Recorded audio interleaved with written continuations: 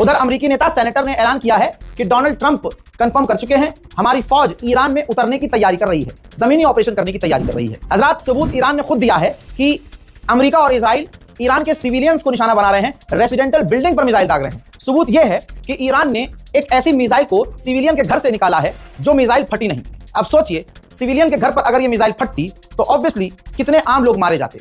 इस मिसाइल का ना फटना और इस मिसाइल का सिविलियन के घर से निकलना सबसे बड़ा सबूत है कि अमेरिका इजराइल ईरान के सिविलियंस को निशाना बना रहे हैं। अमेरिका का वो नेता, वो एनवॉय जो अमेरिका और ईरान के बीच बात कर रहा था, जब ये बातचीत का दौर चल रहा था, वो मीडिया पर आए और उन्होंने कुछ बड़ी बातें कही जो आपको समझना होगा।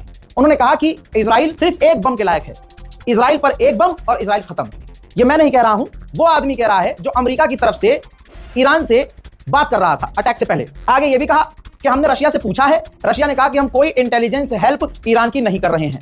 उन्होंने आगे ये भी कहा कि हम देख रहे हैं अगर ईरान बात करना चाहे तो ट्रंप बात कर सकते हैं। यानी आप जितने भी अमेरिकी ऑफिशियल्स को देखेंगे वो एक ही बात कर रहे हैं कि ट्रंप बात कर सकते हैं, डील हो सकती है, बात हो सकती है, क्योंकि पुतिन को रोकर गिड़गिड़ाकर ट्रंप कह चुका है कि भैया ये जंग रुकवा दो।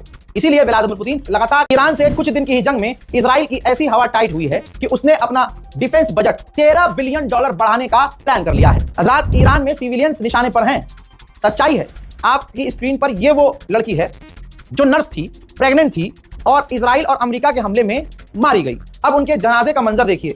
इनके जनाजे पर भी हमला हो सकता है क्योंकि भीड़ है, भीड़ को अमेरिका निशाना बना रहा है, लेकिन ईरानियों के दिलों में कोई खौफ नहीं है। ना वो अपनी मौत छुपा रहे हैं, ना अपना नुकसान छुपा रहे हैं, अपना डैमेज नहीं छुपा रहे हैं, ना कोई प्रोपेगेंडा चला रहे हैं। CNN का न्यूज चैनल ईरान के उस स्कूल या हॉस्टल, समझ लीजिए हॉस्टल पर पहुंचा जहां लड़कियों पर मिसाइल दागकर अमेरिका ने 170 लड़कियों को शहीद कर दिया। तो जो ईरानी वहां मौजूद थे जिन्होंने वो घटना देखी, CNN के पत्रकार से लिपटकर जारो कतार रोने लगे।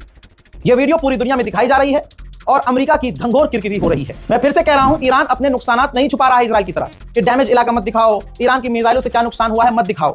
ईरान साफ दिखा रहा है कि हमारा नुकसान हो रहा है, सिविलियंस इंफ्रास्ट्रक्चर बर्बाद हो रहे हैं। पिछले 8 घंटों में ईरान पर जो तबाही मचाने वाली अमेरिका और इजराइल ने बमबारी की है, उसके कुछ मंजर दिखाना चाहूंगा।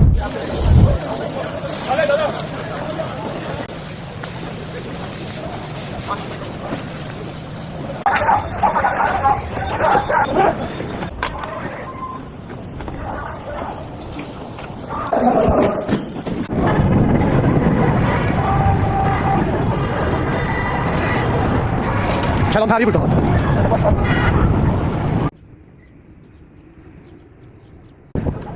11 मार्च का ये वो दिन गुजरा कि इस वाली जंग में ईरान ने पहली बार इस वाली जंग में ईरान ने पहली बार सबसे ज्यादा मिसाइलें इजराइल पर दागी।